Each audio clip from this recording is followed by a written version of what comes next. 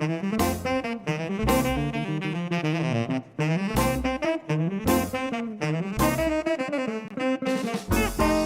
evening and welcome. It's Friday night, it's 8 o'clock, and that means it's time for Buster's Virtual Jazz Club. I hope you've had a great week. The sun has been shining in London, and it's nice to actually see it. So, I'd just like to take a moment to say thank you to all my regular Patreon subscribers, and also to everyone who makes a donation on PayPal each week. It really means a lot, and has been a massive help to all of us this year, including the artists. All that money gets split between me and the artists, and we do appreciate it. And also thank you for those of you that send me nice messages on there too, on the PayPal donations. I do see them, but I don't know how to reply, so I'm sorry I didn't get back to you, but it is appreciated. So don't forget to visit my website. The link's down here, and you can now watch all of the past shows. They're all lined up there nice and neatly on my website, and you can also see who my upcoming guests will be. So on to tonight's show. My guest this evening gained his first professional experience playing trumpet with Dudu Bakwana Zilla, aged 17, at the suggestion of the late great Harry Beckett. He subsequently became a founder member, composer and soloist with the British jazz supergroup Loose Tubes, contributing many pieces to the repertoire of the band from 1984 through to 1990. He was also very active at this time as a member of the legendary world music Trailblazers 3 Mustapha's 3, as well as enjoying a varied diet of gigs with Chris McGregor's Brotherhood of Breath, Congolese Suku's band Taxi Pata Pata, and Ashley Slater's Microgroove. As a sideman, he has appeared alongside many international stars such as Michael Brecker, Sam Rivers, Hermeto Pascal, Yuri Kane, John Taylor, and the Jazz Passengers. He has enjoyed a long-term musical partnership with the altoist Steve Buckley and in their bands Orchestra Rafiki, the Buckley Batchelor Quartet, and the award-winning international collaboration Big Air, featuring Myra Melford and Jim Black. The music that Steve and Chris wrote for the Jazz on 3 commission that brought Big Air together subsequently won them BBC Jazz Award for Best New Work in 2001. Their 2009 release entitled Big Air was described by Brian Morton in Jazz Journal as the best British jazz record for 20 years.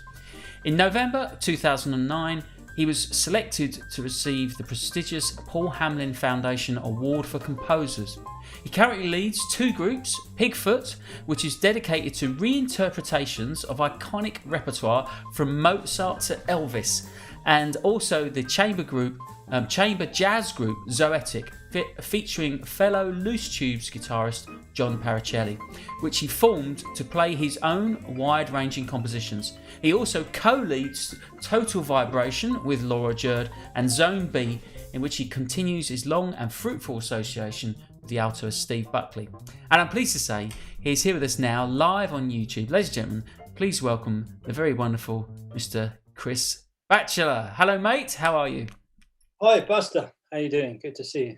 You too. And thank you for coming on the show. Thank you for giving up your evening and sharing your music with us. It's great to have you on here. I know it's going to be a great show, and you've done so much, such a wide variety of stuff, Chris. It's been really, I mean, again, like always, we can only just give a little taster, but hopefully we can sort of feature a few of the interesting projects you've had. But what I usually start with is asking about how you found the last year. It's been it is really, we're coming up to a year now of this, aren't we, of lockdown. Yeah. And I mean, the usual question is, obviously you've lost things of, gigs and tours that you may have lost, possible recording projects, but what else have you been managing to keep hold of? Have you been writing, teaching online, and plenty. Anything else?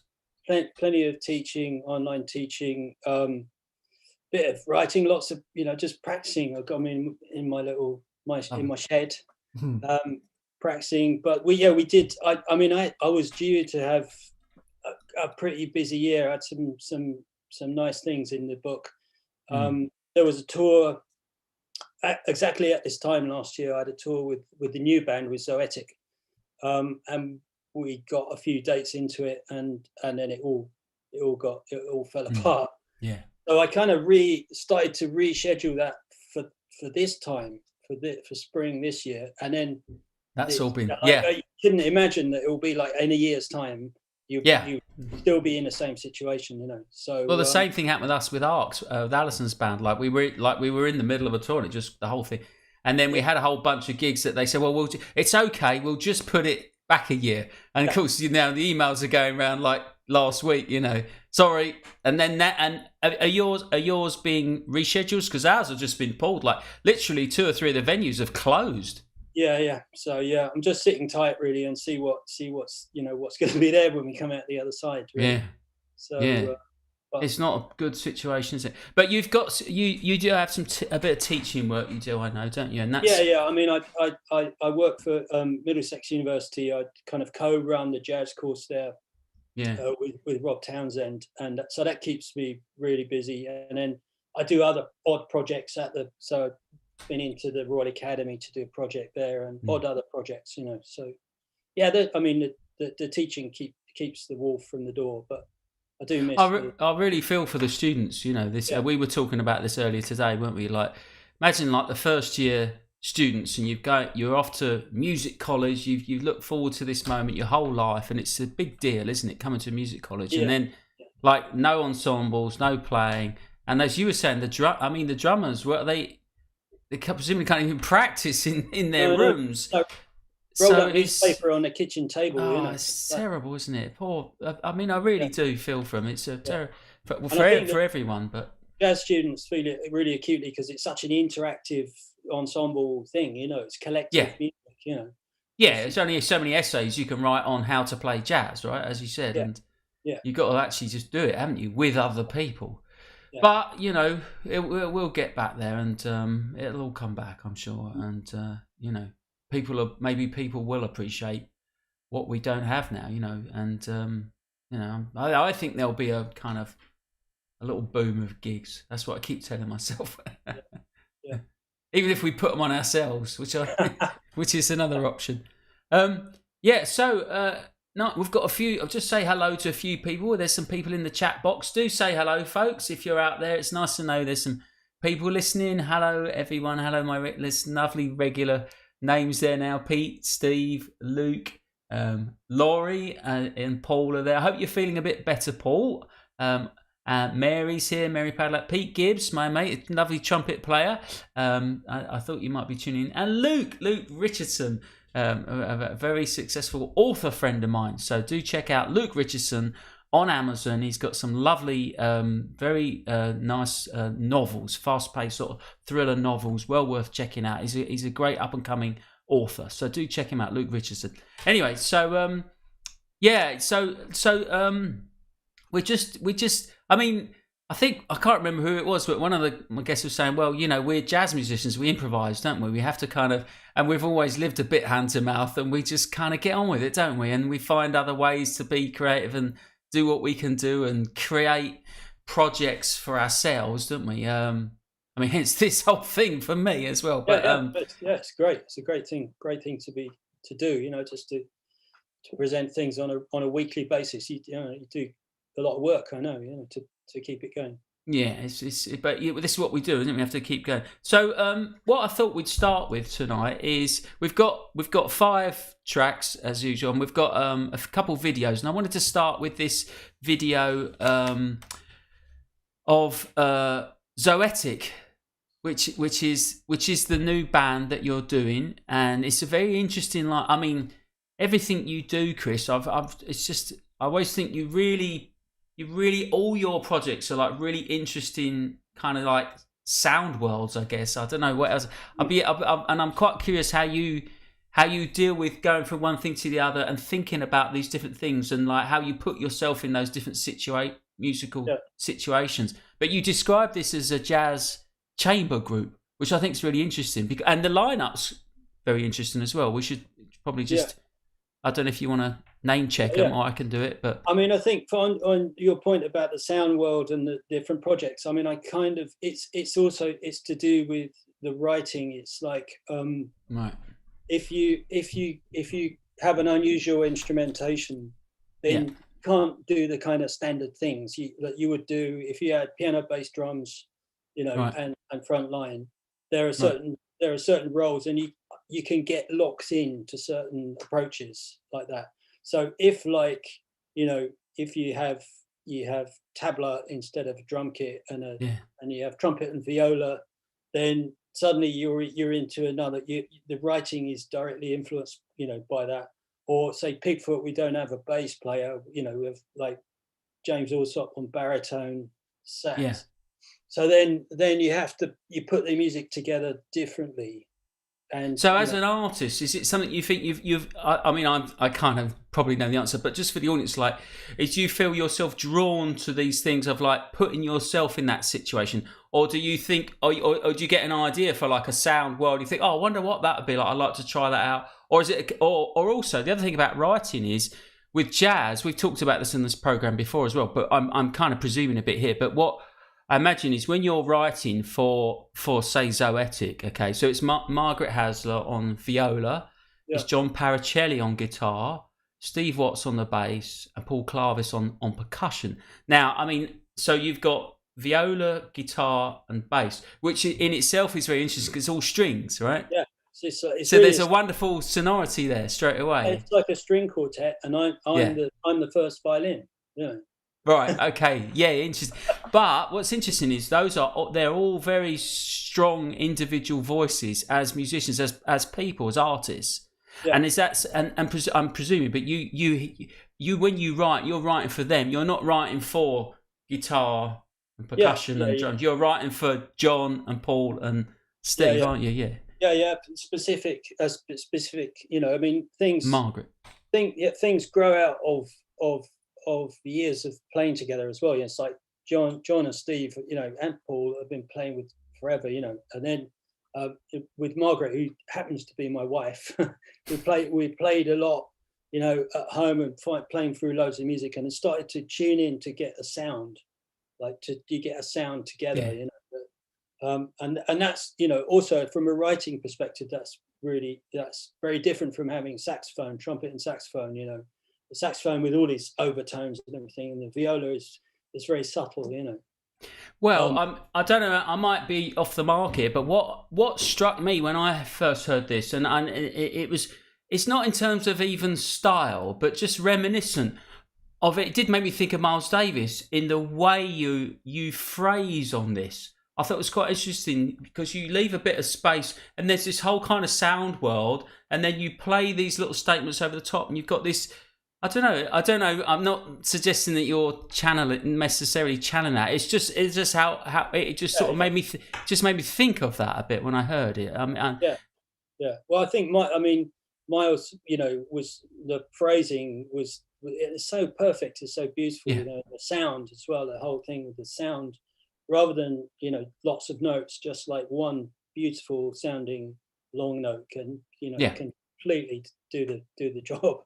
Nothing's wasted, is it? And I hear that when you playing with this group, it's like, and when I mean that Miles with the Gil Evans thing, that particular sound where you and it's just nice little phrase, everything's perfect, and you leave all the space, and so what you hear is the whole thing. It's not like they're backing you as a soloist. It's like your sound. It's a very ensemble sound.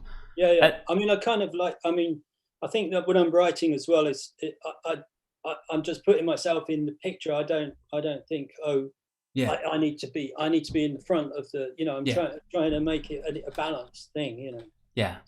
So, and like on this, I don't play for standing there like a lemon for quite a lot of it. I don't not play all the time, But other things can happen. So then we bring different colours. Yeah, so you're thinking that it's that bigger picture thing, isn't it? And I think that's what you do. And what's also interesting, of course, is it's already quite an interesting sound world, but then you've got, John is amazing on the guitar, but he's got the pedals, and he's a very textural player, isn't he? So that's what I noticed, so these kind of sound palette, it's all there. It's quite a broad palette, even though it's only a few instruments. It shifts really beautifully behind the solos, and Paul on the percussion, he shifts from the tablas to the little shakers, and it's just like they just do it at the right time, don't they? And it sets another little landscape up I think it's really interesting musically. Anyway, should we play? Now we've teased it enough. The other element in that is Steve Watts' sound, the bass sound. Of course. His beautiful bass sound is, and that with the viola is really, really deep, Yeah. Well, let's play a bit. And this is a video. People can see this. This was a kind of promotional video that you recorded like a YouTube thing, but it's beautiful quality, beautifully done. And where was this? I'm assuming it's not your place. I love what you've done with the place. Yeah. No, it's an old shoe factory in Hackney. So it's a kind of one of these kind of industrial spaces that has been done out. It's quite an interesting room. Looks like a very expensive New York loft apartment or something like that. Yeah. We couldn't afford the flights to New York, so we did it in Hackney instead. Yeah, exactly. Yeah. EasyJet budget. Yeah. Okay, right. Well, let's watch a bit of this. So this track is called "Telling the Tale," and the band is called Is it the Zoetic Project or Zoetic? It's just the Zoetic. Yeah. Zoetic, and this features Chris Batchelor on the trumpet, Margaret Hazard on the viola, John Paracelli on the guitar, Steve Watts on the bass, and Paul Clavis on percussion.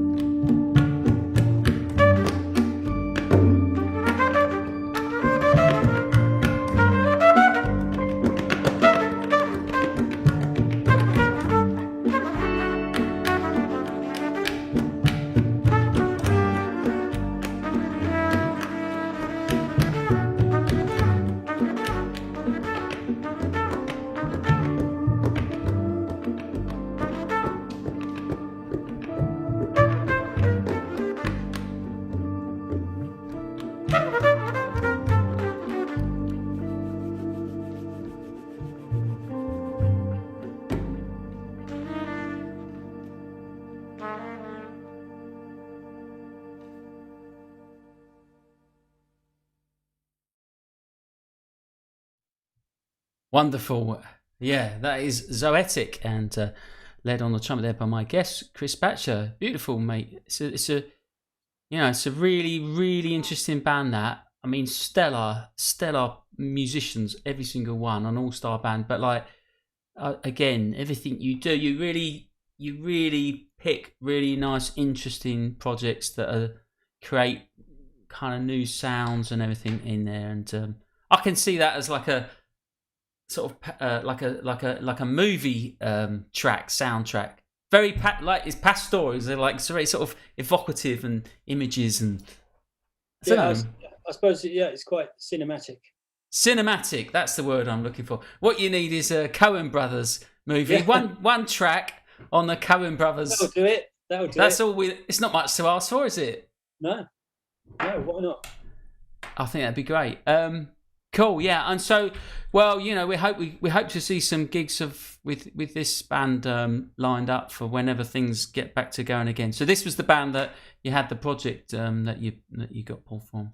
So going back now, do you want to just talk a little bit about how you got started, what got you going, and perhaps up to, because we're going to play some Loose Tubes next, and I know what an amazing time that must have been, and Yeah. And we were talking earlier about growing up in and around Beckenham and Bromley and South London.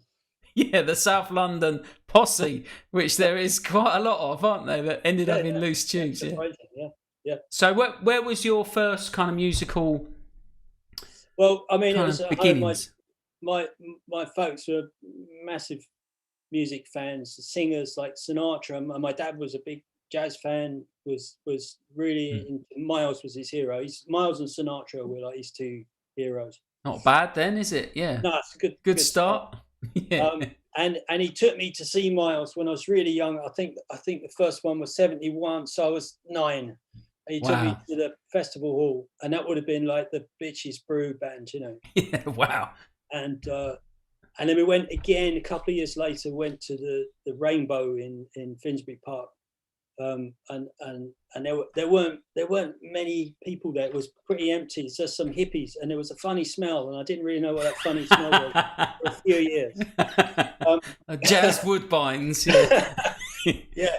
So there was that. So after he took me to see Miles, then I asked for a trumpet for Christmas, and I got a trumpet, and that. But I was always thinking I want to be Miles Davis. That was my whole kind of angle on it, Yeah. So then started as a teenager doing some like rehearsal bands and stuff. So there was a rehearsal band in Wandsworth in South London, run by a really lovely saxophone player, Olaf Fass. Yeah. He was very encouraging, and so this was a jazz thing, or was it just like concert band? It was like a jazz big. It was a big band. It was a youth big band. All right. So I started going to that, and then there I met Django Bates, and I met Steve Buckley, who you've had on a few weeks ago. And also Peter Beckman, who's going to crop up later on and the record after this.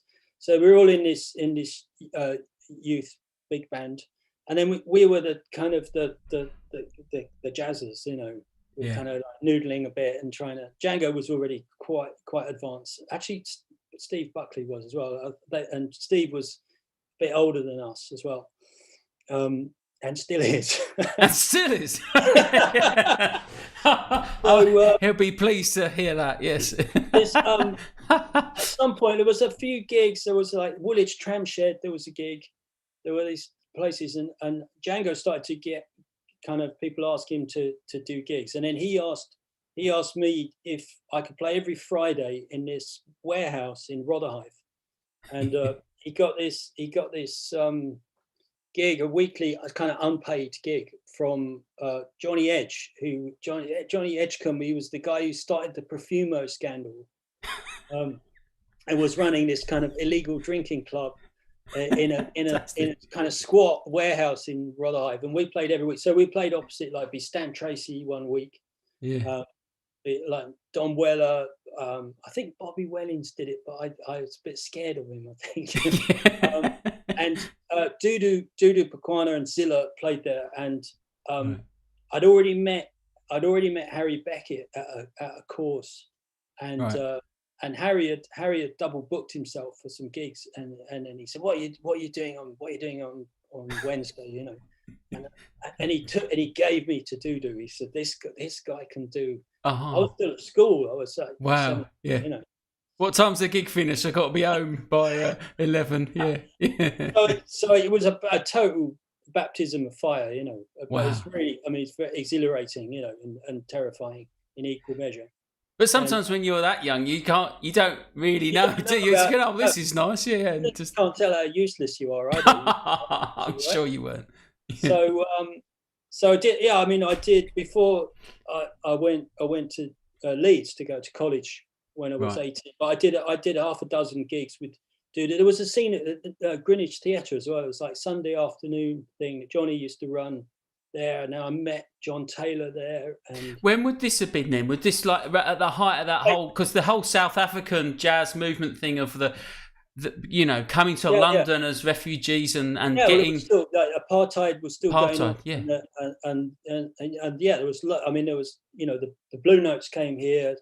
There was the whole, you know, that whole movement Yeah.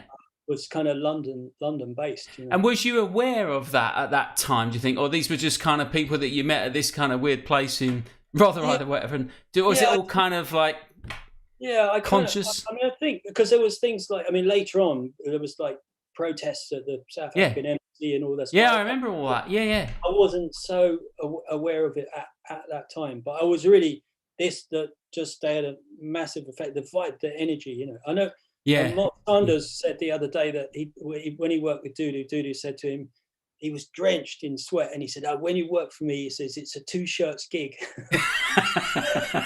But this kind of this Yeah. energy, this real, and the drive, you know, and just the sound of Yeah. that music, you know, was really, Well, really. playing for their lives, aren't they? Like, Yeah, you know, it's yeah. incredible. Yeah. Yeah, So yeah. anyway, I mean, I went off to Leeds. Luckily, Steve Buckley was in Leeds doing a geology degree, so we had a band there. That's right. He mentioned that. Yeah, yeah.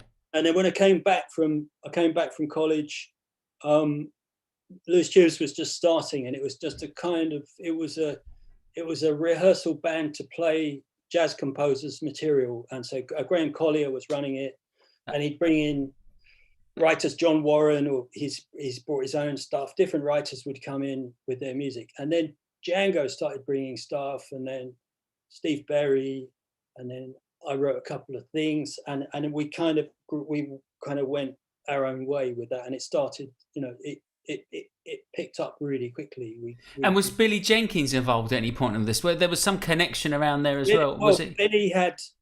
Billy was running Woodwharf Studios, which was a rehearsal studios That's in it. Greenwich, right on the river. Yeah. And so we would rehearse it every Monday. It was unthinkable now. You can't imagine it. We all day every Monday. You know, we Yeah. Yeah. whatever, you know. Yeah. There was loads of those sort of basement kind of rehearsal studios around there. Greenwich, Rotherhithe. I used to rehearse in a real dingy little place. Yeah, it was cheap, wasn't it? Industrial. They were all kind of empty. It was way before all that redevelopment and all that kind of, you know, regeneration. So Billy, you know, I think Billy was hearing us, meeting us, and then he started booking. I mean, I did a couple of things for him, and Django, and Steve Watts was one of my guests, and we played something, I think, or we looked at something from that time. Steve was involved as well, wasn't he? He did a couple of things with Billy, and we played. There's an excerpt in there, so if people want to go back and check that out, it's one of my early shows, like 3 or 4, somewhere around there. Steve Watts, there's something in there. Yeah, amazing. Wow, and it must have been an incredible experience. Well, do you think you guys were like you? It's like you all kind of drew together like magnets around that kind of. I mean, there was various kind of groups. There was, you know, there was like, so Django and Steve Buckley and I, and then Steve Buckley and John Harborne were in a band that we had in Leeds. So that was a little group, and then there was like other people around. I don't know, like little groups of friends and colleagues, and with common interests, you know, and it just all kind coagulated into this thing somehow, you know. Somebody just put in the chat that Esther Bennett. Hi, Esther. She's talked about a lot of the South African guys coming through the Oval House Art Centre. Becky Muzaleko as well, and Eugene Skeef, Taby. There was another place in Dalston as well, the Janarco Arts. I used to rehearse there because I was briefly in a band called Jazeera, and that then kind of led into the Mustafas. But there was a place in Dalston on Balls Pond Road, the Janarco Arts Centre. Amazing. And then of course this sort of coagulated into what became Loose Tubes. If if coagulation is the right word, it's got an amazing, incredible, group of very free spirited kind of people. I mean, just and all of whom went on to do so much. Must again that excitement at the time of being. So, again, when I spoke to Steve about it, like saying, did you kind of know like that was going to be massive? And he was just like, it's just the music. But Django obviously was a kind of a centerpin, but it wasn't Django's band, was it? It was like there was so much collaboration between these all and there's some famous sort of stories of I don't know, you just sort of got anything done, just. It was part. Some of it. It was a collective, a very loose collective, slightly kind of hippie collective. But we didn't have a process to so there'd be endless meetings and everything would go this way, and then someone would stand and say no, this, and you'd all go this way, and then this would go on for hours, And it's just like, wasn't there a big tour booked somewhere in Europe, and then somebody said they refused to go because the airline company sponsored something? I can't remember now. They would get on the plane and then the whole gig's off, and it was just all like constant. It could be. I mean, good for you, great. But I'm not taking the bit. But I could just imagine like that all that energy. I think that's what we get on the stage, is that incredible energy that you all have, and that you all come together in the music. But once you stop playing, I can just imagine like herding cats or something. It's just all these free spirits, everybody doing their own thing. I remember we had one really, I can't remember what it was. It was a difficult decision, and it was like a real problem. And then Dave DeFree said, before we decide this, we need to dance together.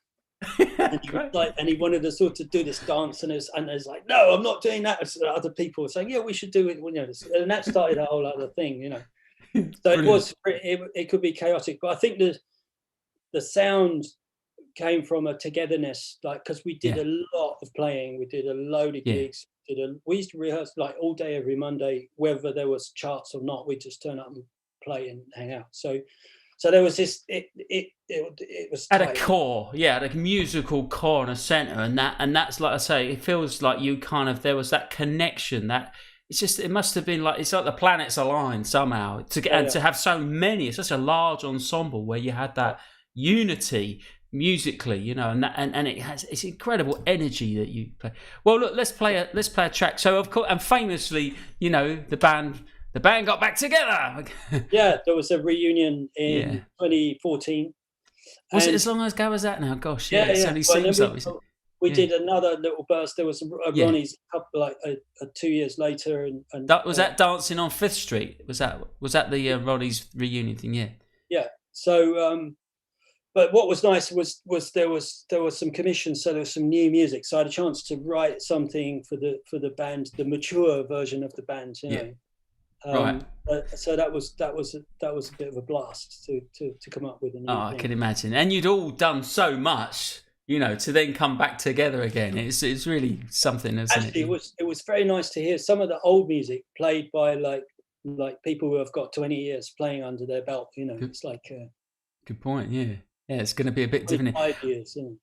Amazing. Yeah. Well, look, let's play this track. So this is a track that you wrote for the reunion of the Loose Tubes. It's called Creeper, and it's from the album Arriving, which is from 2015.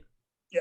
And we've got some pictures as well. Got a little slideshow, which is going to feature some old and more recent pictures of loose tubes, plus a few other bits and bobs from your various activities. So this is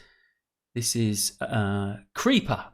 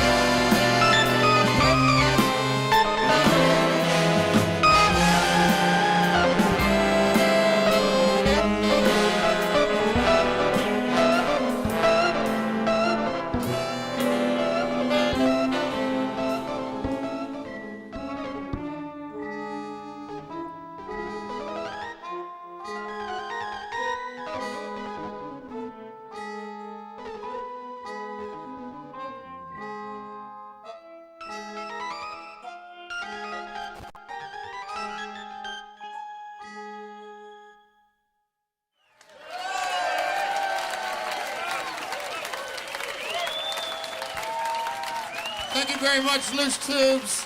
We say thank you so much for having us. We absolutely loved it, every second of it. Yeah, we loved it too. That was the supergroup Loose Tubes, and with a composition by my guest Chris Batchelor for their reunion gig. Was that one recorded at Ronnie's, or was that another festival? I think that was at the Cheltenham Festival. Cheltenham. Yeah, so it was a BBC broadcast, I think, that they licensed to us. And so in the late 80s, I mean, the Loose Tubes were massive, weren't they? I mean, you were going all over the world and playing big festivals and everything. It was just such an incredible group, and something I think still holds a deep affection in a lot of people's hearts of British jazz. It's a real, certainly kind of another high watermark, I think. So. And then the groups disbanded in 1990. Is it? 1990, yeah. It was just, it was getting more and more difficult to find, with 21-piece band with the crew as well and all that. It was just getting more and more difficult to find decent work. Also, everyone in the band, lots of band leaders there, all with their own projects and their own careers and things going, and it was getting quite difficult. So it was kind of just a decision by the whole band, collectively. Well, we probably had a meeting about it, had a dance about it to just to stop at that point. Then, sorry. Well, I was going to say the musical relationships formed in that. Then what happened was these many amazing, great sort of smaller groups of featuring all these great British musicians, British bands of British jazz, and around that time, the 90s and until now, you still very long kind of musical partnerships there that runs very deep, doesn't it? Those sort of things. Yeah, still working with obviously with Steve Buckley, but with Mark Lockhart and Julian Arguelles and Steve Watts, and there's all these ongoing partnerships, with all these great, they're incredible musicians, So the ripples of Loose Tubes were huge, from that as well. I mean, not just in the inspiration that they then gave to other people as well. Well, look, let's talk a bit about Steve, because I mean, it's quite an amazing partnership you've had with Steve over a long time, and I told you, didn't I, when I I made a classic Alan Partridge clanger. I think I introduced him as Chris Buckley. And then we were laughing, and he said, "Well, and I think you said you sometimes get called Steve Batchelor, don't you?" So, we're kind of interchangeable. Well, no, it's just like the association. I think in my subconscious is really strong there, but And I think Steve said that the thing about with you, it's not just finding someone that you connect up with musically, but that you then spend a lot of time playing a lot of music with together, over a long period of time, like hundreds and hundreds of gigs, and that you develop this sort of telepathy almost of when to play, and there's not a lot of dialogue required anymore at that level. Which is amazing. I mean, I think we have the same kind of I don't know, like sense of time and feel. We'll phrase things just naturally together. It would just happen like that. But it's like extended now into improvising, and we'll both end the phrase with the same idea. It's just like, and then half a bit, and then carry on. But I must say, I mean, I've kind of learned so much from playing with Steve. It's just he's the master. He's incredible musician. Everything he plays, the improvising is. He's amazing. Incredible artist, well, as are you, and but I think that putting the time in, isn't it, and doing that, and obviously you're joint, and so we should say, like, there's been a few bands that you've sort of co-led, haven't you, together, and like I say, we had a band at college. Then after Tubes split up, we were working with the Buckley Batchelor Quartet. I'm playing a lot with Steve Watts and Martin France. So there's more Tubes connections, and sometimes actually with Steve Noble and Wayne Batchelor. and then we had a band called Orchestra Rafiki, which was playing with as a Kenyan singer and Niatiti player, Ayo Bagada, who died last year actually. And he's the guy. He made the music for The Constant Gardener. That's his soundtrack. That beautiful singing, and I don't know if you've seen that film. Yeah, it's powerful. Yeah, but that's Ayub, and Nana Apia was a Ghanaian percussionist who also passed away a few years ago. And so we had this little chord, and I was kind of also I was playing a bit of bass and a bit of tenor horn and a bit of trumpet. I wasn't just playing trumpet in that band. I was kind of I was quite interested in kind of in Kenyan bass playing, but I kind of freely admit it defeated me.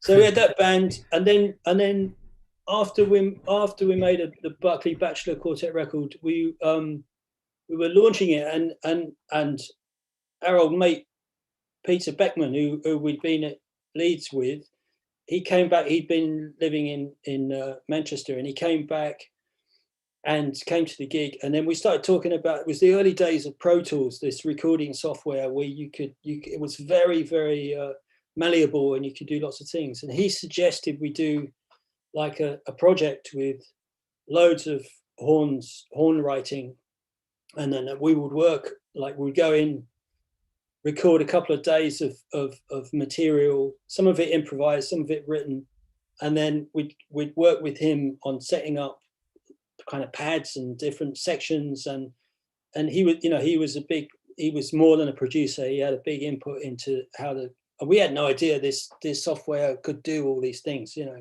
So it was like sound design in a bit as well. Yeah. Making loops. I mean, this is the early days of all this kind of looping, and so we did this project. We did loads of recording, and then we went in and did a couple of days. At the end, we did a day with Mark Sanders on drums, and another day with Paul Clavis playing percussion, and we did live blowing. So we didn't lose the kind of live element.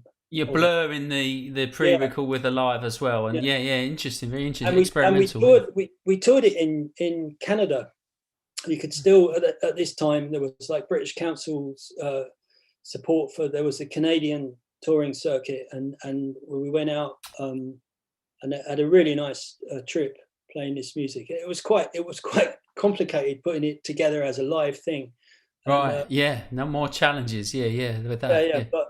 But again, another, kind of not you. So we had lots of the horns loops all loaded into Peter's keyboard, and we were cueing things and going from improvised things into written things, and because nowadays that's dead easy. A DJ can just plus all the. But you had to kind of be a bit more inventive, I think, back then, didn't you? With its new stuff, people are still figuring it out. But once again, quite pioneering and putting yourself in a different sound world must have been quite interesting. Exploring new sounds. It seems to be a bit of a theme, and developing things like that. Yeah. And then there was there was that group with the Ghanaian drummers as well. I think we played a bit. Yeah. We played a bit of that on Steve's show. That's on there if people want to check that out. That was at the Vortex, was it? Yeah, the old Vortex. Yeah. Yeah. Amazing. That was through Oren Marshall, the tuba player. He had this. He brought these drummers over from Ghana, and we had it was our kind of trio with them, and that was very exciting. Yeah. Amazing. Yeah. I also later had a band with Steve called Big Air. Big Air. With Oren on tuba, electric tuba, Jim Black on drums, and Myra Melford on piano, and that did very well. That band. That was. These were the guys from New York that you. Yeah. And did you went out to record with them over in New York? No, they came here. Did a few things. Yeah, we did a couple of tours and an album. I think we played some of that on Chris's. See, I've done it again on Steve's show. Oh my goodness! Oh, On that bombshell, I've this horror nightmares of Alan Partridge sort of breathing down my neck. Yeah, well, there we go. Yeah. I think we did. If I recall, we played some of that, so people can check that out on there. And again, I think it might be on the Spotify. If not, if it is, I think it's on the playlist. So it's a big area. Yeah. Is I think that's on the playlist, so those Patreon supporters will get that. Well, look, let's play a bit from this album now, which is this is Buckley Batchelor Quartet. Is that right? No. This is from the multi-track, from the Pro Tools multi-track. So this is Dark Horses. Dark Horses. I'm sorry. Yeah, this is Dark Horses. Lots of loads of horns and whistles and all that, and Mark Sanders on drums. And Pete Beckman, who produced. Peter Beckman did all the production. And the album is Life as We Know It, 2006. Sounds about right. Yeah. And this is Dark Horses, ladies and gentlemen. And again, we've got some nice pictures. And then, because there's a new band as well, isn't there, that you're doing? Zone B, yeah. Zone B's the current project. So I think we've got some pictures from that. That features Rob Luft, doesn't it, as well? Rob Luft, Tom Herbert, and Gene Calderosso, yeah. And Gene, right. And so there's some pictures in there, but there's also some earlier stuff as well. So this is Dark Horses. Here we go.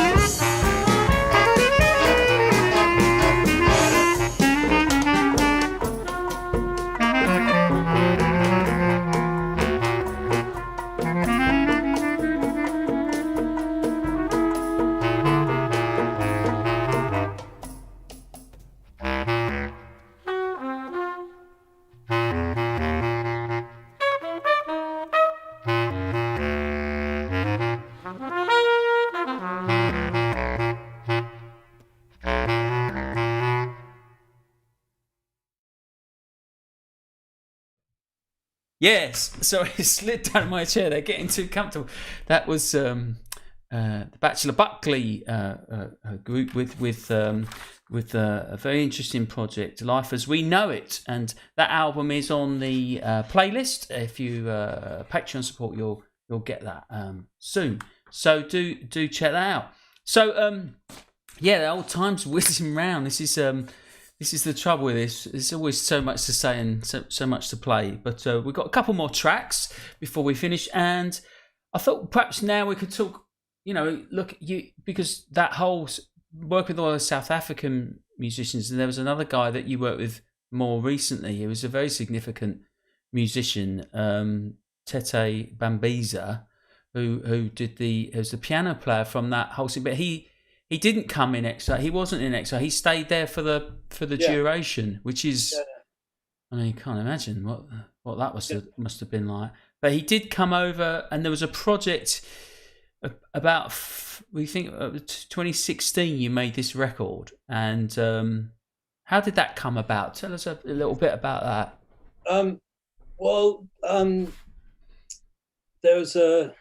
There's a guy called Jonathan Ito, and who works in York University, and he spent quite a lot of time in South Africa on an exchange thing that they did with the university in Stellenbosch, and he got massively into the music, and then he started this archive, Jazz in South Africa archive, and he was out there a lot and was recording people, and he recorded. Tete made a solo piano album, so Tete was kind of in retirement, and he'd been very, very influential in the 70s. There's a great record called Tete Mambisa's Big Sound. I think I've got a shot of it. I put it in there's a cover shot of it in the pictures coming great up. Record, and he played with all these really, Dick Koser and Winston Mankuku, and like the big South African names, and he was a great writer. He writes these lovely, really great tunes. There's a tune of his called "Stay Cool" that a lot of people play in London. I think I got it from Adam Glasser. All right. But he's a great writer and arranger. It's just really nice that sound, the South African sound of three horns, the front line sound, So he recorded, he did all this stuff in the 70s, and then when a bit, he was less. He had his profile went down a bit, and this was kind of like bringing him back, So Jonathan Ito brought him over, and Gilbert Matthews came from Sweden, and then the rest of the band was Steve Watts, Steve Buckley, Julian Arguelles, and myself. Fantastic. And we made this record, and then 2-3 years ago, we went to South Africa and toured around. We went all around Johannesburg, Cape Town, Soweto, East London, Durban, and it was that was an incredible experience for me after years of playing this music with various combinations to go there and had you not been before then to South Africa? No. Yeah, it's quite a place. I've spent 3.5 months there working on a show. Yeah, in Stellenbosch actually. Oh right. Playing West Side Story with an orchestra and that. But like just living out there, it's a vibe, isn't there? There's a lovely. I mean, I loved it. I thought it was a beautiful place, and I thought it would be amazing people. And it's something you've got to kind of go and be around, isn't it, and see. And it's very highly recommended. But I mean, sorry, like that the significance of that going back and touring and playing with him and all those places must have been quite amazing. Was he well received? Did he get a lot of attention? Yeah. I mean, they were very nice. There's played at a really lovely club called the Rainbow. It was in Durban, I think, which like just the warmth, the thing that you feel, from the audience, the vibe and the response to everything that people are playing, and it's very exciting, Yeah. You feel like you're really in it. You're really in the music, They do appreciate the music. With you, they're all in it. Well, yeah. There's no reserve, is there? They really do love it. Yeah. Which is great. Well, let's play this track then. So this is from an album was recorded. Yeah. And it was called, the album is One for Asa, and it's from 2016, and this is a track called Kohinoor. Is that right? Kohinoor, yeah. Kohinoor. And is that one of his tracks? Yeah. It's the whole album is all his music. Yeah. Fantastic. Okay. And there's a few pictures there as well. So let's just check this out.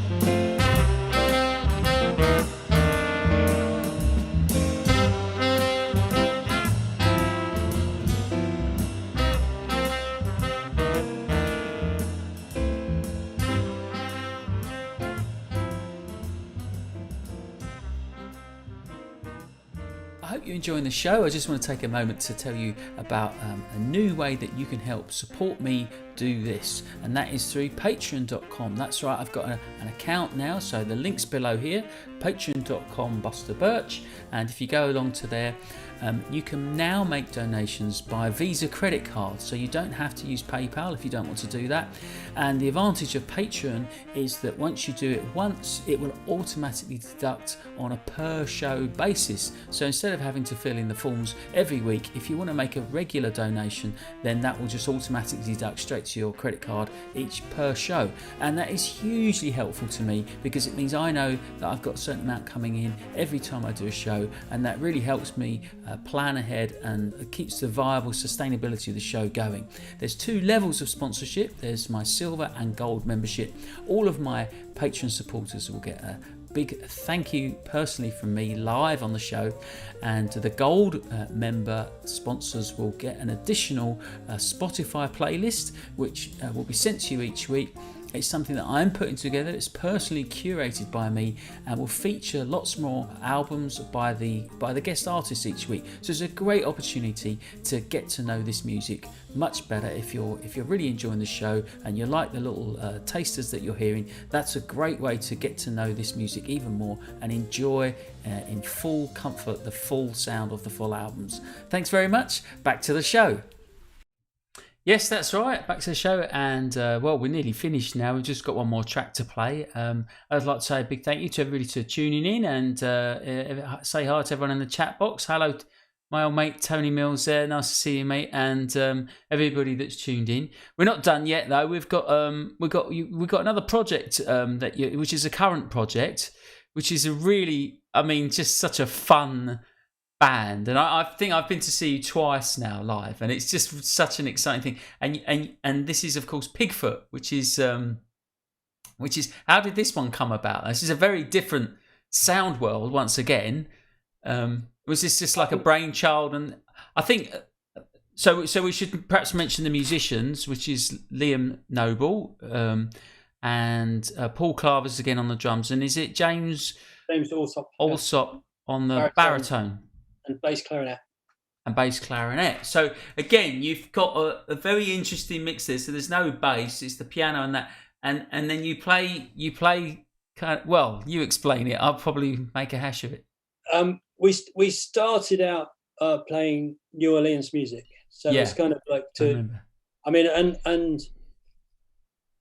I played at various times with all of the musicians, but Paul and Liam have a duo project that's been going for years, and they occasionally will play Mood Indigo, or so I kind of had half an idea to build on that they already had together, And when you say you were playing like New Orleans early jazz music, but you weren't doing it like trad jazz, you were doing it in a quite a contemporary, modern, free kind of way as well. Yeah, and and the way that Liam plays that music is quite crunchy and has got lots of there's possible ways to go from what he's playing. He's not a straight rendition. So we just got into made a record called 21st Century Acid Trad. That's it. Acid Trad. Brilliant. Yeah, I've got that somewhere. I think that even might be on my little pile. I've got a very small pile of CDs there. But then as time went on, I kind of had this idea that we kind of have a very loose residency at the Vortex. That's right. A few months. So I thought that we could take this approach, but to other repertoires. And so you did some sort of theme nights, didn't you? Of different theme things. nights. So Pigfoot play opera, or Pigfoot play Elvis. Elvis, I remember that. Yeah. Motown was one. That's right. Yeah. Bacharach. We did. So you take those tunes and you basically do them in this kind of style, this sound that you got with this band. Yeah. So you got like an atonal trad band playing Elvis tunes, So it's like this kind of like, and I just do I'd make like a dozen lead sheets. I'd take some things down. I'd find a few things, just have a look at a few fake book things, do some transcription, and turn up So we'd play like, here's a night of Motown from lead sheets, here's a night of Elvis, whatever. And we did a night of Billy Jenkins. Billy sent me some music, and we did a Billy gig. It was really good fun. So then after a while, we just it's kind of, we got like, by now we've got a pad with like 100 tunes in it. Yeah. So I numbered them all, and we did a night where we did Pigfoot play Tombola, and the audience pulled them out of the hat. So it's 42. Oh, it's Wagner. That's okay. Do that. Yeah. You know, it's like, it's 17. It's Jelly Roll Morton. You know. So that was fun. Although we realised that to do the gig, we had to rehearse about 50 tunes. So the second album, Pigfoot Shuffle, that came out the year before, it's 2019 now. That's the kind of greatest hits, and we've got there. So there's some Mozart on there. There's some Elvis we're going to hear. There's a bit of the kind of highlights of all those different gigs. Yeah, all put on the one CD. And for people must be wondering what on earth they're going to hear now, because like that's quite an amazing sort of thing. But what we should say, of course, is like, these are your contemporary jazz musicians. You're all incredible musicians. You have to be to pull this off. But you've all played together for a very long time, and you're all great players. And it's like, I think that, you know what I mean? It's like, no, this is not. I can imagine like some people might try this and it wouldn't. They wouldn't pull it off, but you pull it off because you've got and the band, it has a sound of the band, right? So it's like the material is just the bit of a canvas for you to sort of work on, I guess. Is that kind of, and you, because you use electronics, right, on the trumpet. So isn't it? What's that sound? This is mutes. I bought a job lot of vintage mutes. Came from New York in a big box. Oh, so it's all acoustic. There's no. All acoustic. I thought you were using some kind of clever pedals. No, that's two mutes. There's a buzzwire mute that has got like kazoos in the end of it. Oh, that's that big thing in the picture that it looks like something from a magic show. And then there's a hat, a big, like the big bowler hat thing that they used to use in the Ellington band. So it's not. There's no electronics on the record. It's two mutes. Yeah. 2 mutes, and it sounds like lead guitar or something. It sounds like Jimi Hendrix or something. Yeah. One thing I will say is that all the music that we did, it's all music that we love. We're not taking. No. That's just what I'm trying to say. It can be a funny band. Funny things happen. But you're all quite humorous people, I must say. You've all got a terribly good sense of humour. That all of you, I know. But you're not having a laugh with this, are you? I mean, you're serious artists making a musical statement, but you're just using this as your muse, I guess. These different things, and it's like, look at what we can do. But that's what I'm trying to say. Like the band has a sound. It has its sound, doesn't it? Which is the combination of you. I couldn't imagine that there being many depths in that band. Put it that way. No. It doesn't. Yeah, it doesn't work. You got to have the people. So again, it goes back to that thing. It's not a piano player and a drummer and a whatever. It's Liam and it's Paul and it's you. James. And James. Yeah, and it's like those are the ingredients of the music are the characters of the people that play the instruments, not just the instrument. And the things feed into from other music. So like on this Jailhouse Rock that we're going to hear. It's kind of, it's a blues, but I'd kind of had been studying a lot of Ornette Coleman's music, and the way that he changed. He's like pantonal. He plays blues in different keys, and he links them all up, and it just kind of. So this is a kind of like harmonic Elvis, Yeah, I can hear that all. Now you mention that, of course, it's like I can hear the Ornette sort of thing there in there. So it's that thing of putting things together that there's a connection. There is a connection, and the Elvis thing is like coming out of rhythm and blues, and if you go, you're not that far away from New Orleans music, But also, I think what's interesting as well is you guys are pushing. What you're doing is you're putting yourself in that territory of some new music. Like, how can we play this in a new way? Like, because it's. I mean, some of those early gigs, presumably, like you say, you just turned up with some lead sheets. It's not. Now you've got to rehearse, right? When you're doing the tombola thing. But it was, like it's not something that needed. It's not. There is structure, but it's not something that's like massively rehearsed. Because you know you've all played together a lot, and you know what you're going to do, and it's just literally from a lead sheet, right? And then what happens is what happens on the gig. So again, it's different every night, right? Presumably, and those are kind of maps that lay out the territory, and we choose, like, I'm going to play the little E flat cornet with this mute, and James will play the bass clarinet on this. We'll figure out the sound that makes that work. And Liam's been playing keyboard lately as well, so with that's introduced another angle as well. Another sound world light to it. Yeah. Well, I must say, if anyone gets a chance to see this band live, they just must go. It's absolutely brilliant and exciting, and also Bandcamp Day today. This Pigfoot Shuffle is on Bandcamp, and I think today is the day when they give the they give the money that they charge to the musicians. So that's right. Yeah, Bigfoot Shuffle is on Bandcamp. Yeah, and as a general rule, that's a good thing. If you're going to go, if you buy the stuff on Fridays on Bandcamp, all the money goes to the musicians. I think that's right, isn't it? I don't want to, but it's like it's a better deal or something. So yeah. Brilliant. Well, I think we're just about out of time. So what we've got here, actually, though, this is a video. So this is a track. So this is the recording, but you put a video together with a cartoon, which you did yourself, right? And I mean, I'm a novice at this, and I just kind of just scratching my head and figured it out. But it's an old cartoon, and I edited it to the track. It's great. I think it's brilliant. Yeah. And so people can find this on YouTube if they want to.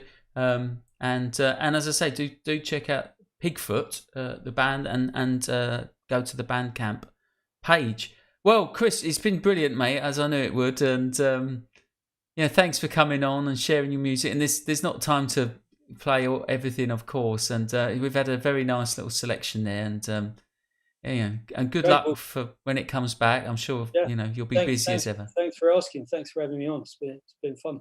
Brilliant. And thanks everybody for tuning in. Thanks for everybody in the chat box and everybody at home. And once again, if you have enjoyed the show, do consider making a donation. The links are here. Everything's down below.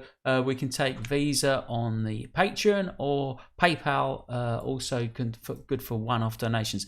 Next week, I'll be interviewing the jazz drummer Mark Fletcher, and I'm sure he'll have a lot of very interesting stories about his life as one of the in-demand jazz drummers in Britain, going right back to working with Ronnie Scott in his last band. So that just leaves us to say thank you to everyone. Take care of yourselves. Once again, thank you, Chris, and see you soon. We'll leave you with this. This is Pigfoot and their version of Elvis's Hound Dog combined with Jailhouse Rock. And graphics by Chris. Thank you. Good night. Take care.